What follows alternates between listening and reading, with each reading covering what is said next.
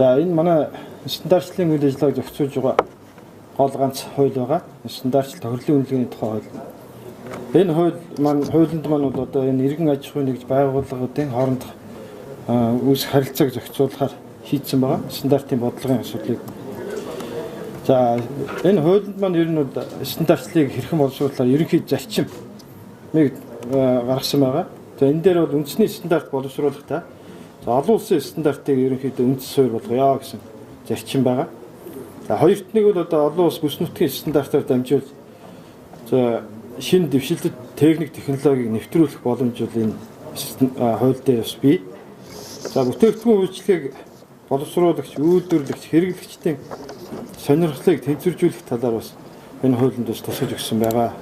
За ямар нэгэн байдлаар бол одоо ажил үйлчлэгээнд бол шат татвар учруулахгүй байдлаар стандартыг батлах ёстой гэж заасан байна.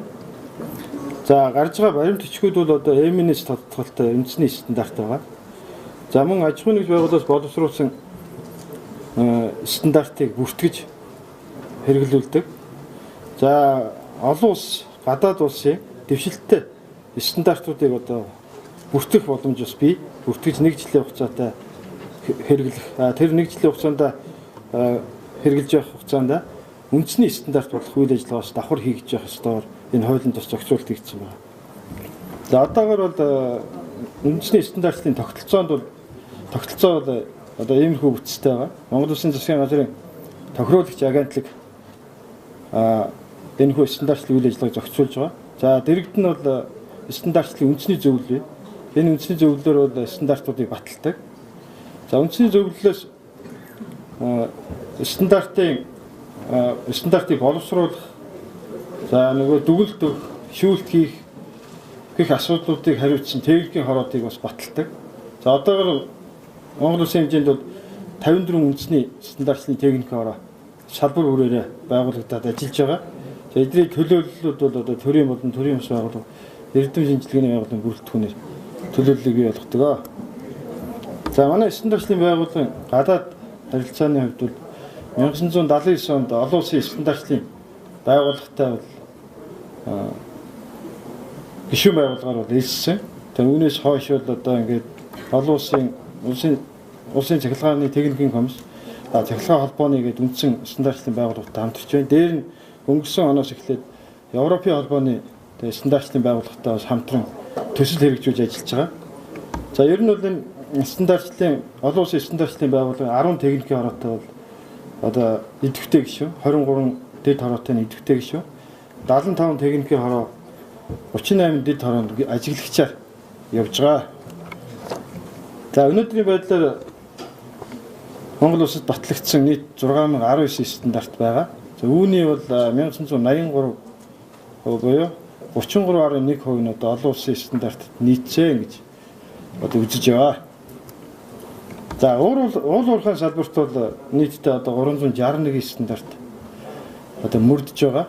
За энэ 2013 онд улсын үзлэг хийсэн байгаа стандартын. За энэгээр орсон тоо. За бүтээгдэхүүний болон шинжилэн туршлах нэр томьёоны ингээд англиад үзэхэд бол бүтээгдэхүүнийх бол 12%. За шинжилгээний аргын стандартууд бол уул уурхайн салбарт бол 62% бол эзэлж байна. За дотор нь уул уурхай ашигт малхлын 249 стандарт байна. За газрын тосных гэвэл 107 стандарт гэдэг. Тэгээд ангилж болно. За хөлбөрийн аюулгүй байдалтай холбоотой томоохон 5 стандартууд бас байгаа.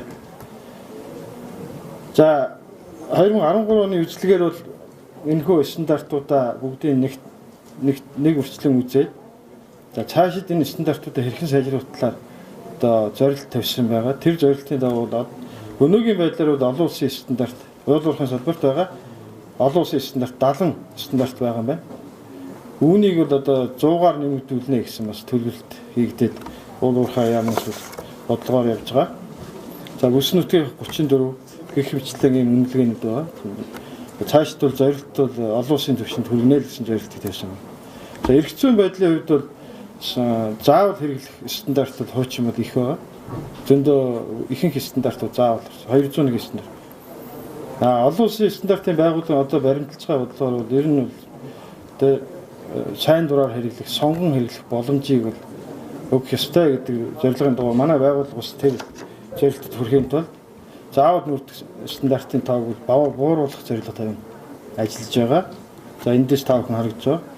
За өмнө нь бол техникийн зохицуулалт бол согтууруулгундаа арьс ширэг их мэтд байсан. Өнгөрсөн онд бол нэг уул уурхайн салбарт анх удаага нэг техникийн зохицуулалт батлагдсан байгаа. Та бүхэн мэдж байгаа. За манай байгууллагаас олгодог одоо гэрчлэгээ. За бас нэвтрүүлэх боломжтой олон улсын стандартуудыг нэвтрүүлсэн манай уул уурхайн салбарын одоо аж ахуй нэгжүүд бий.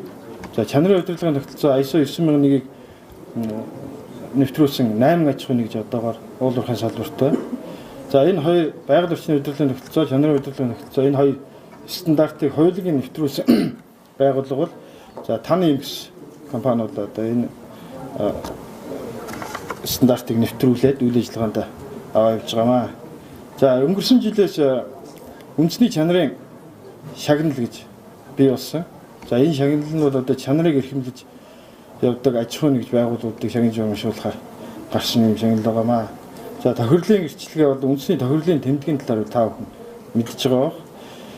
За одоогоор бол 40 аж ахуй нэгжийн 188 нэрийн бүтээгдэхүүн үйлчлэг нь үндэсний тохирлын тэмдэг олгосон байгаа. За энэхүү үндэсний тохирлын тэмдэг хэрэглэх эрх гэдэг нь бол одоо экспорт, импортын бараа бүтээгдэхүүнийг гаргах явцад, оруулж ирэх гаргах явцад давхар хяналт бол авдгүйгээр хуулиар зохицуулсан байдаг. Тэгэхээр бас их давуу хэрэгтэй ийм юу гэмаа үнэлгээ байна. За Европын холбооноос санхүүжиж байгаа Монгол улсын стандартчлалын тогтолцоог боловсруулах гэх төсөл. Энэ төслийн хүрээнд бол одоо стандартчлал тохирлын үнэлгээний тухай 2003 онд батлагдсан хуулийг шинжилж байгаа. За энэ шинжилэл бол одоо олон улсад мөрдөгдөж байгаа олон улсын стандарт бол олон улсын хууль дүрмд орсон өөрчлөлтүүдийг тусгаж өгж байгаа.